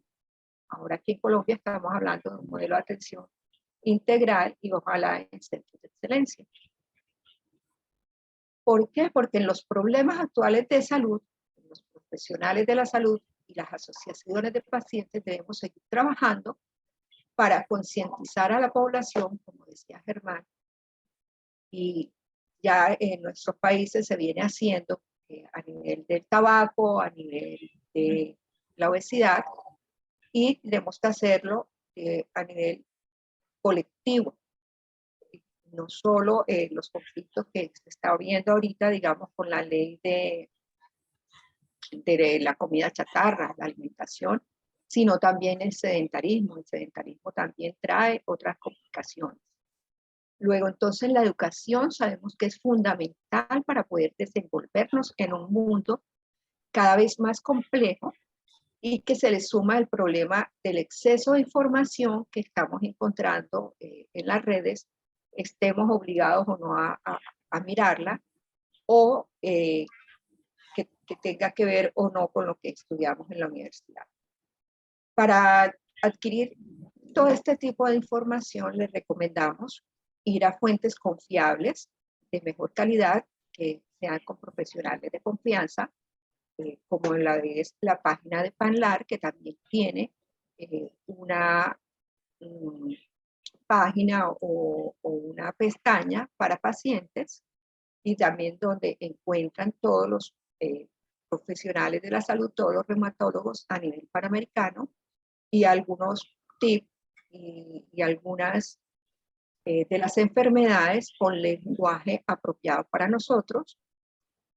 Si para ustedes este contenido es de vital importancia y desean nuestro apoyo, nuestra razón de ser, que son los pacientes, saben que cuentan con nosotros. Y en Colombia, pues somos de la Fundación LICAR, Liga contra la Artritis y el Reumatismo, y en Colombia fundar en la Fundación de Apoyo al Reumático, y a nivel panamericano somos la red de asociaciones de pacientes reumáticos, ASOPAN. Mil gracias por su tiempo. Si tienen alguna pregunta, con mucho gusto. Gina, muchísimas gracias. La verdad es un orgullo para nosotros tener no solo médicos de semejante calidad, sino pacientes de tan altísima calidad como tú. Muchísimas gracias. Esperamos encontrar cosas en común y que por favor nos sigas apoyando y poder replicar en vasculitis lo que vienes haciendo desde ASOPAN, desde LICAR. Muchísimas gracias, Gina. Muchas gracias. Muchísimas gracias a ustedes. Saben que son bienvenidos. Ya también el doctor los invitó de antemano, no solo a SOPAN, sino también al grupo de Juntos, y a estar en todas las actividades que en conjunto nosotros hacemos y que hacemos para el paciente reumático. Tengamos en cuenta que son más de 200 patologías, pero que cada uno de nosotros como líderes de asociaciones y con alguna patología, somos los que podemos aportar y somos los que podemos afortunadamente llevar ese mensaje no solo a una sociedad de reumatología, sino también al mundo como tal, porque definitivamente a la final pacientes somos todos. Usuarios del sistema somos todos, y el sistema los recursos del sistema son finitos, lo cual debemos de cuidarlos, debemos cada día aprender a cambiar esos hábitos saludables o poco saludables que tenemos y disfrutar de la calidad de vida para el cual nacimos, ¿no? Bueno, ahí tienen mis datos. Estoy para servirles y en lo que les pueda colaborar con mucho gusto. Con respecto a las dos preguntas que le hacían al doctor Carlos Vinicio, ahorita le mandé un correíto. De igual manera, Germán, tú también se lo puedes enviar, donde le preguntas lo del certificado del Congreso y él te responde. Y si no, de igual manera, me responde a mí primero y yo les cuento. O sea, bienvenidos a esta nueva era. Ya hoy es el primer comienzo de este trabajo con ustedes y esperamos tenerlo próximamente también en ASOPAN. Muchas gracias. Muchas gracias, Gina. Te agradezco mucho. Hay una pregunta de Carmen de la Asociación Española de Vasculitis Sistémicas. ¿Los pacientes los pacientes conocen de todas estas opciones? Los pacientes, ¿a qué te refieres, Carmen? Quiero como mirar, habilitar. Si quieres, toma la No palabra. estoy viendo. Déjame y dejo de compartir para poderlos ver. Ahora sí me siento más en familia. ¿Qué preguntaba Carmen? No entendí la pregunta. Carmen, adelante. Muchas gracias, Germán. Hola, buenas noches desde España, Gina. Un placer. Hola. Sí, la pregunta que yo te hacía es si los pacientes conocen todas estas opciones que tienen de formación. Es decir, nosotros la estamos conociendo porque formamos parte de una asociación, ¿no? Pero los pacientes, un paciente raso que recién le diagnostican una enfermedad rara, ¿conocen de estas opciones? Los tipos de pacientes que hay, todas estas opciones que tienen para formarse, para documentarse, para No. convertirse en un paciente activo. Sí, mira que por eso yo decía que los pacientes al final y al cabo todos somos como Shakira. Cuando nos diagnostican, porque ninguno está preparado para ser paciente de X o de Y cosas. Entonces, a pesar de que esto se empezó a hablar en 1980, hoy un paciente que acaban de diagnosticar está en cero. El deber ser del doctor es orientarlo. Sin embargo, el poco tiempo que tiene el especialista, si tiene la oportunidad de llegar tempranamente, donde el especialista son 20 minutos, por lo menos en nuestro país, y en 20 minutos, mientras le bajas esa ansiedad y ese susto que da cuando lo prescriben a uno de un diagnóstico desconocido, no da tiempo para más. Entonces, por eso las asociaciones de pacientes debemos de hacernos más virales. ¿Tú crees que los médicos deberían de prescribir asociaciones? Sí, sí, definitivamente. Primero porque tú sabes que uno tiene, y sobre todo en esta época, la incertidumbre si es confiable o no es confiable, ¿sí? Será quién la conoce y quién más que el paciente que sea referido por otro médico o por otro paciente va a ser más confiable para esa persona que apenas empieza en ese camino. Yo pienso que siempre va a ser así porque es que ninguno está preparado, a no ser que en la familia existan enfermedades autoinmunes y pasa que el papá, la mamá, el hijo, y entonces ya empiezan como a prepararse, como Angelina Jolie que se quitó las mamas porque ya se había hecho unos exámenes, pero de esos casos son muy pocos. Entonces, pienso que sí debería ser prescritas las asociaciones y nosotros como voceros hacer este tipo de reuniones y colaborarnos unos a otros y compartir, básicamente. Cuando uno comparte la vocación de servicio, eso no tiene precio. Cuando uno ayuda a las personas, eso no tiene precio.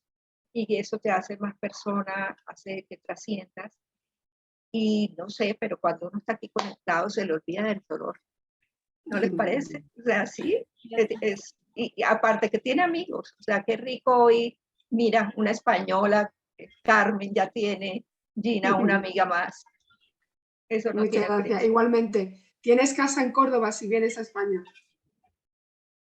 Si te contara que mi papá vive por allá, pero entonces eso es otro tema, otro día.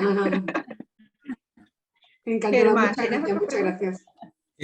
Pues no sé, yo me atrevería a complementar un poco tu respuesta o a dar mi respuesta. Yo creo que a la pregunta de Carmen, esa es nuestra tarea como asociaciones de pacientes.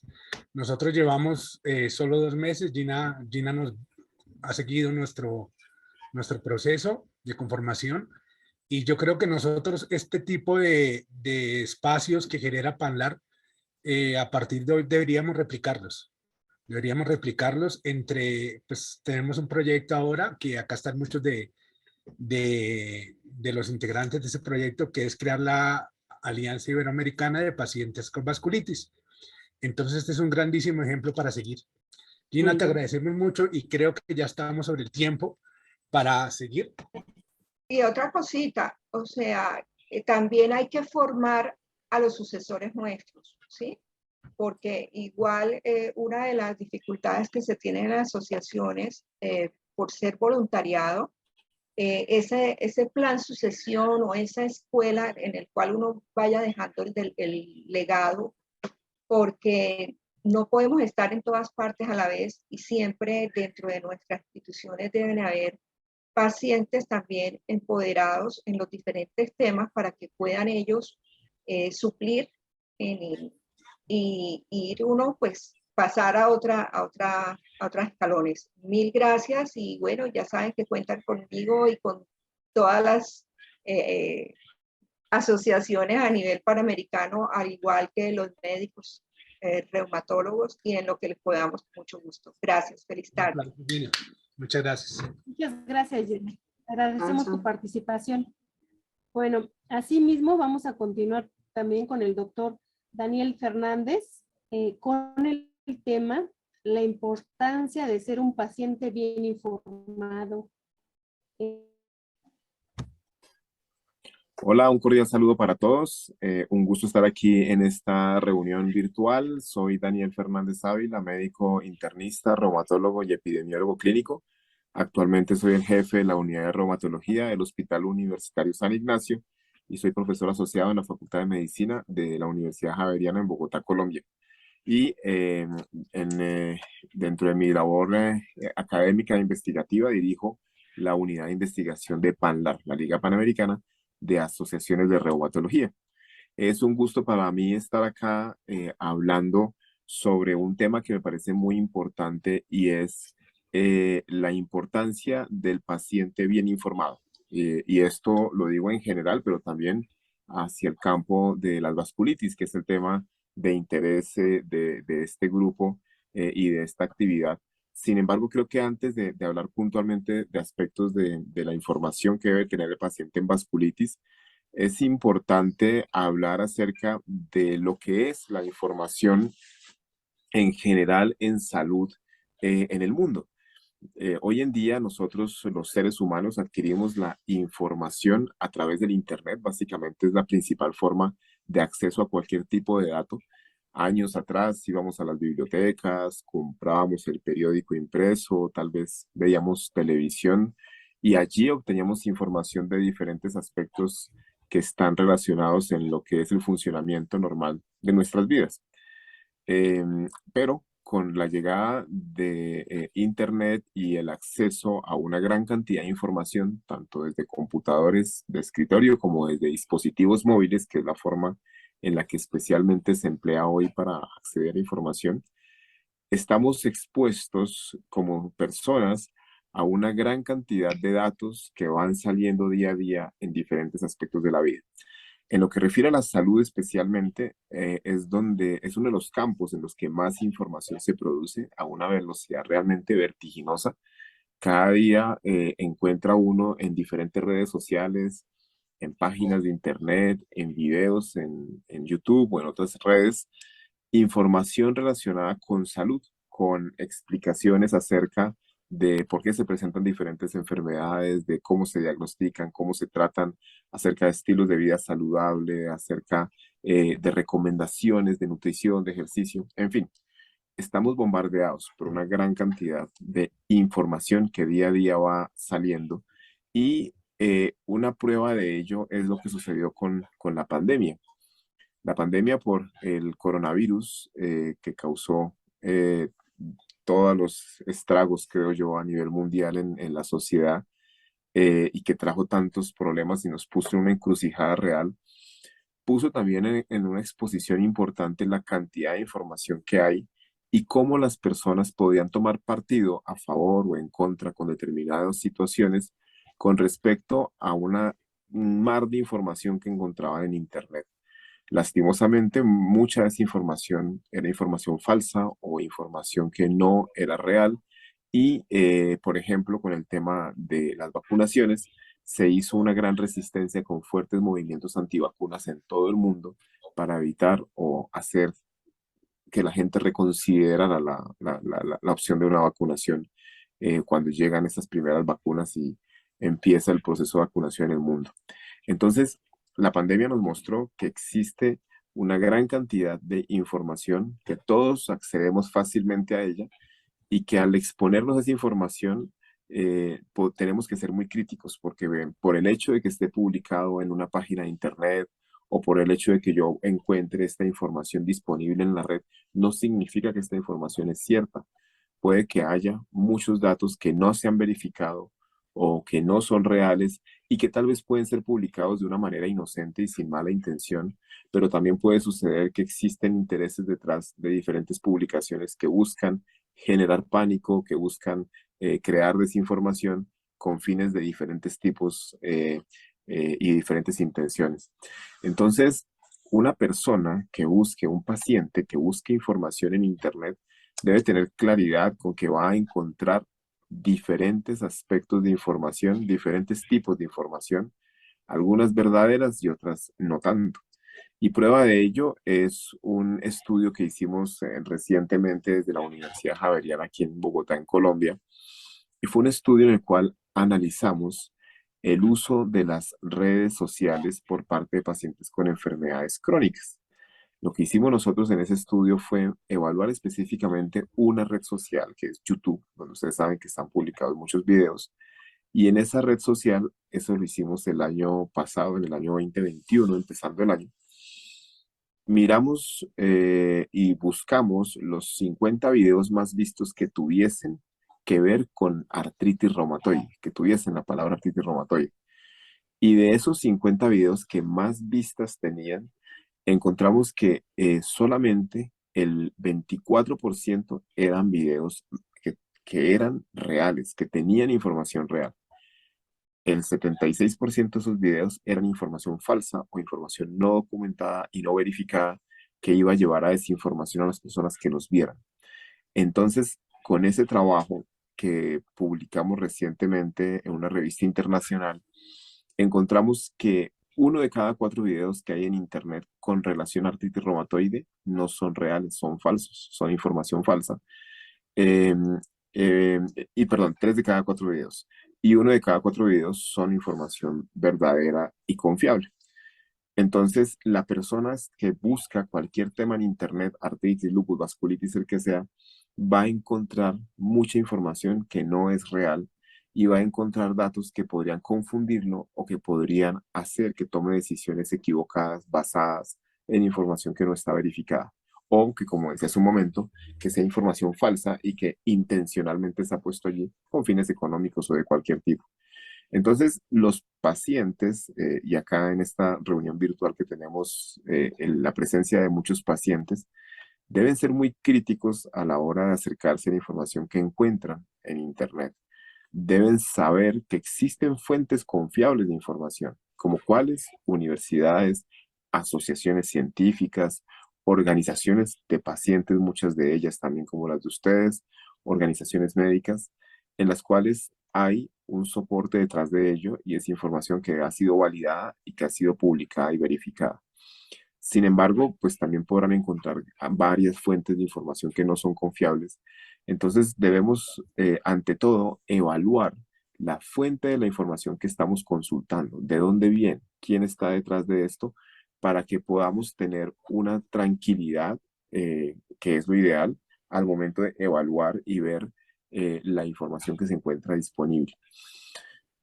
Una vez hemos verificado eso, que la información es confiable, pues se puede proceder a hacer la lectura y la revisión de los datos que encuentran ustedes en Internet. Yo sé que surgen muchas preguntas y que uno de paciente quiere saber por qué se produce la enfermedad, cómo se diagnostica, cómo se la diagnosticaron, cómo la tratan, qué opciones hay, qué opinión hay acerca de terapias alternativas. En fin, preguntas hay un montón. Pero lo más importante es que independientemente de cuál sea la pregunta, la fuente que busquemos de información debe ser una fuente validada, confiable, verificada y actualizada. E insisto que allí, pues si bien no hay una asociación, una organización global que pueda decir, vea, esta u otra fuente de información es o no es segura, lo que sí es cierto es que las asociaciones científicas, como para el caso de Colombia, la Asociación Colombiana de Reumatología o cada una de las asociaciones locales de reumatología en los diferentes países, o PANLAR ya a nivel de toda América, son fuentes confiables de información. Existen programas de educación a pacientes que están ligados a especialistas que hacen parte de estas sociedades científicas. Entonces, mi sugerencia muy importante es acercarse a esas fuentes de información. En el caso específico de las vasculitis, yo creo que es donde más preguntas surgen, porque si bien en general en reumatología los pacientes y sus cuidadores y sus familiares se pueden hacer muchas preguntas, pues hay enfermedades en reumatología que son, entre comillas, conocidas: artritis, lupus, artrosis, osteoporosis, que de pronto son más, están más ampliamente difundidas, se habla más de ellas, se encuentra más información al respecto en diferentes medios. Sin embargo, las vasculitis son un grupo de enfermedades demasiado amplio y heterogéneo, en las cuales no hay una sola rama o una sola agrupación específica para ellas, sino que de por sí muchas veces nos generan a los médicos y a nosotros cuando estamos en formación o cuando estamos estudiando. Es uno de los temas que llamamos como coco, como difíciles, que uno dice, wow, es un tema difícil, es un tema complejo, no se entiende muy bien, la variedad de las enfermedades es bastante amplia, son un montón además, y la clasificación no es sencilla de entender. Entonces, si es difícil para el médico entender el tema de las vasculitis, pues imagínense ustedes para las personas que no tienen entrenamiento en salud o en medicina.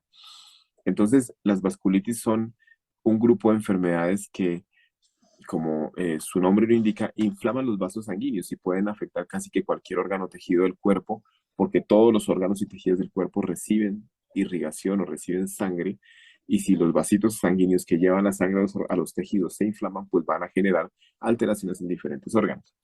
Entonces, el paciente con vasculitis, cuando pone la palabra vasculitis en un buscador, en Google, en cualquier fuente de información, pues va a encontrar un abanico muy grande de opciones que seguramente no lo va a llevar a su tipo de vasculitis.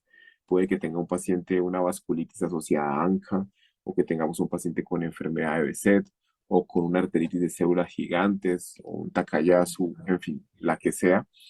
Es probable entonces que si pone el término vasculitis lo va a llevar a un amplio espectro de opciones y de información, con lo cual pues tiene que tratar de diferenciarlo un poco mejor. Entonces, el paciente con vasculitis, al momento de hacer una búsqueda de información y querer estar más al día en un determinado tema, pues lo más importante, pienso yo, al momento de hacer esa búsqueda para ser un paciente bien informado, debe hacer la búsqueda específica con su tipo de vasculitis, porque como son varios tipos, pues ojalá que tenga el nombre específico de la vasculitis. Sé que hay nombres enredados, sé que hay nombres difíciles. Nosotros usamos, por ejemplo, antes un epónimo. Epónimo me refiero a, epónimos es el término que se refiere al nombre de una enfermedad que viene derivado del nombre de una persona o de una específica, una ciudad o lo que sea. Por ejemplo, la granulomatosis de Wegener, que ya es un término que no usamos hoy en día, o el Churg-Strauss, que también es otro tipo de vasculitis. Entonces, lo más importante es que si una persona va a buscar información en Internet, una vez haya verificado que encuentra una fuente clara y confiable de información, pues debe saber hacer la búsqueda y hacer la búsqueda específicamente hacia la enfermedad que más le interesa, porque como en vasculitis tenemos tantas opciones, pues si le colocan la palabra vasculitis saldrán muchos resultados que probablemente no son el que están buscando. Entonces siempre tratar de hacer la búsqueda específica hacia la enfermedad puntual que está afectando a la persona. Y una vez buscan esa enfermedad, hay que establecer la búsqueda específica hacia dónde la quieren llevar. Quieren aprender acerca, en esa búsqueda, quieren aprender acerca del cuadro clínico, del diagnóstico, del tratamiento, de la rehabilitación, lo que sea. Entonces, tratar de hacer esa búsqueda lo más organizada posible para que lleguen a la información que requieren, porque como les decía al principio, la cantidad de información que se produce diariamente es brutal y hay mucha información ya archivada en la red. Entonces, si no se hace la búsqueda cerrando y delimitando las preguntas, pues no se va a poder encontrar lo que se requiere. ¿Cuál es la ventaja y la importancia de que un paciente esté bien informado de su enfermedad, de su tipo de vasculitis y de lo que tiene?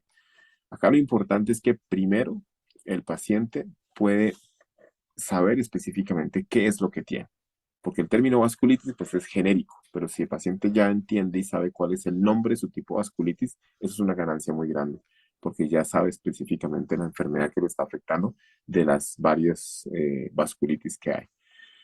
Lo segundo es que el paciente tenga información clara sobre su enfermedad en cuanto a cómo es la clínica, cómo son los síntomas y cómo es el diagnóstico de la misma.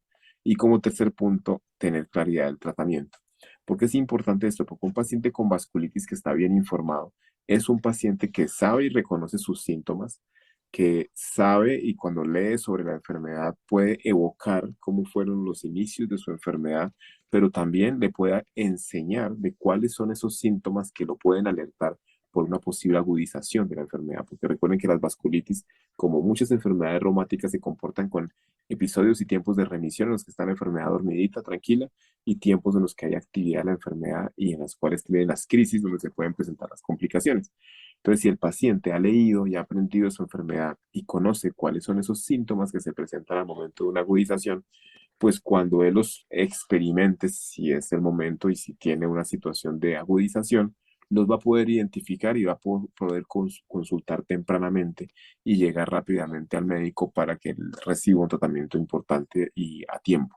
Entonces, el paciente bien informado es un paciente que puede reconocer el mismo síntomas que lo alerten para consultar oportunamente. Asimismo, el paciente bien informado en vasculitis es un paciente que tiene claro qué es lo que está recibiendo, que entiende cuál es su tratamiento. Y en ese sentido es muy importante que el paciente tenga claridad de cuáles son sus medicamentos, para qué y por qué los toma. Y muy importante que sepa la dosificación que recibe, cuántas tabletas al día o cada cuánto los toma. Entonces, si el paciente está bien informado en cuanto al tratamiento, seguramente va a ser más adherente, es decir, va a tomar más juiciosamente el tratamiento, puesto que si un paciente no tiene claros cuáles son los efectos adversos, cuáles son las recomendaciones que si debe tomar o el medicamento lejos o cerca de la comida, por ejemplo, en ayunas o en la tarde o en la noche, estos aspectos se recomiendan precisamente para eso, para que el paciente tenga una mejor adherencia y una mejor respuesta a los tratamientos. Entonces, si la persona o el paciente está bien informado, probablemente va a ser más adherente a su tratamiento. Y finalmente, en cuanto al pronóstico, también es bueno, porque si el paciente está bien informado y es un paciente educado, ojalá que esté empoderado con su enfermedad, será un paciente que tendrá a futuro un mejor pronóstico. Eso está medido en múltiples estudios, en varias enfermedades reumáticas, no solamente en vasculitis, sino en lupus, en artritis, en los cuales se ha demostrado en varias investigaciones que si un paciente está informado y tiene claras todas las características, digamos, de su enfermedad, de su tratamiento, es un paciente que tiene un mejor pronóstico a mediano y largo plazo, con un impacto directo sobre disminución en la cantidad de crisis o agudizaciones e inclusive puede llegar a mejorar y disminuir mortalidad, porque el paciente está tomando más efectivamente su tratamiento y reconociendo tempranamente síntomas o signos de alerta.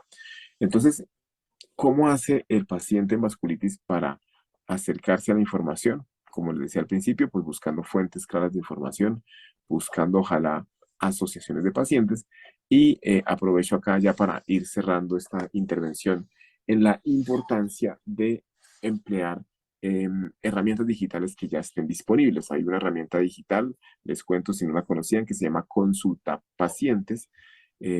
Esa descripción de esa aplicación y la página de internet se las van a incluir aquí dentro del chat de esta reunión. Consulta Pacientes es una aplicación gratuita, no hay que pagar absolutamente nada, dirigida a pacientes con enfermedades crónicas, en el cual están algunas enfermedades reumáticas como el lupus, la artritis, la psoriasis, las espondiloartritis. Si bien no hay un módulo específico de vasculitis, estamos trabajando en ello para tenerlo seguramente el otro año con algo de información, pero sí quiero que lo tengan como una opción para que puedan acercarse a las enfermedades autoinmunes, a las enfermedades reumáticas, en lo que es el aprendizaje de este tipo de patologías. Entonces, esta aplicación está disponible en tiendas, en App Store, en Google Play. Es gratuita, tanto para Android como para los iPhone o las tablets de Apple o las tablets de Android. Y es una herramienta que estoy seguro les va a ser muy útil para hacer un acercamiento de aprendizaje a enfermedades reumáticas, de enfermedades crónicas y para emplear herramientas de clinimetría, porque también eso es muy importante y es que un paciente empoderado, un paciente que está bien informado, es un paciente que puede emplear escalas de clinimetría que hacemos los médicos. Clinimetría me refiero a, con ese término, a la medición del grado de actividad de las enfermedades que hacemos usualmente a través de escalas, de encuestas. Entonces, un paciente que ha adquirido un conocimiento básico, pues es un paciente que puede hacer sus herramientas y sus encuestas de actividad, porque ya hay varias que son hechas por el paciente, lo que llaman desenlaces reportados por paciente, y le pueden servir para poder de esa forma entregar más información a su médico al momento de cada valoración.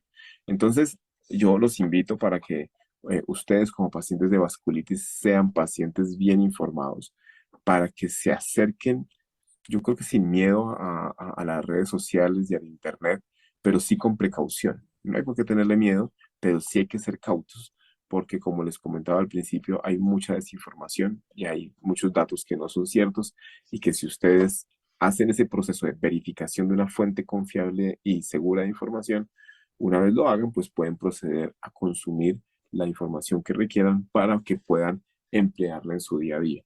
Entonces, ojalá sigan adelante buscando esa información que siempre será necesaria, que siempre va a ser útil para su crecimiento, tanto personal como en ese proceso que genera el tener una enfermedad y tener que sacarla adelante, porque finalmente si uno pues se deja llevar de la enfermedad y hasta aquí fue, pues así será.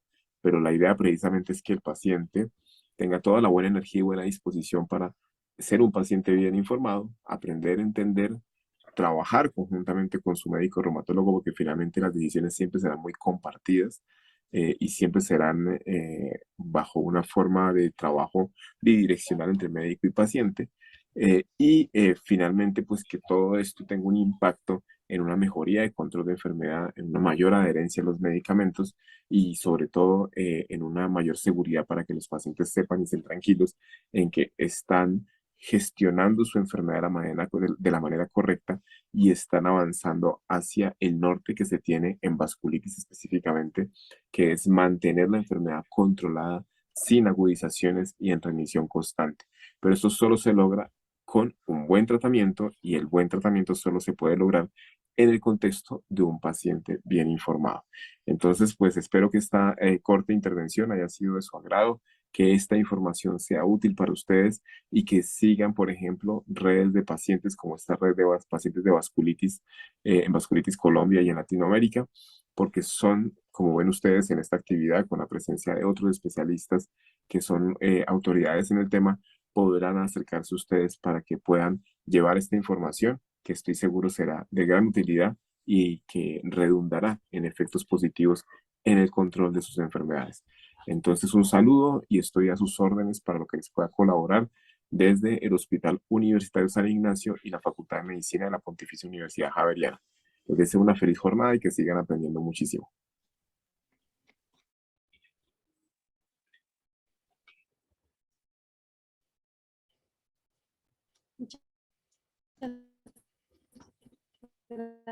Muchas gracias al doctor Fernández por su compañía. Espero que les haya servido. Esta charla estará disponible en YouTube y espero y verlos en noviembre en nuestra siguiente charla, encuentro de pacientes. Bueno, muchas gracias y hasta luego. Muchísimas gracias a todos.